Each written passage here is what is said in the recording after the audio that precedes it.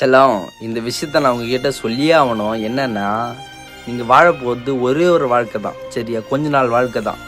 அந்த கொஞ்ச நாள் வாழ்க்கையில் போட்டி, பொறாமை, வஞ்சகம், கெட்ட எண்ணம், பொறாமை, ரொம்ப பொறாமை, இதெல்லாம் ஏன் வச்சுன்னு வாருன்னே தெரியும். உங்கள் மைண்ட் செட்டில் எப்படி தரணுமா இருக்கணும்?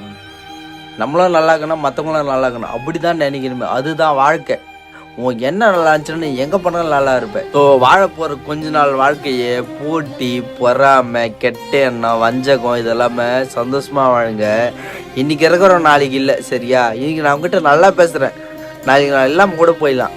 அதனால் வாழற வாழ்க்கையை உங்களுக்கு மனசுக்கு பிடிச்ச போல் சந்தோஷமாக வாழுங்க.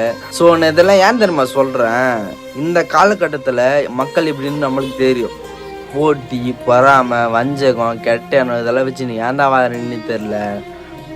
அதனால் வாழற ஒரு வாழ்க்கையை உங்களுக்கு பிடிச்ச மாதிரி வாழுங்க, சந்தோஷமாக வாழுங்க.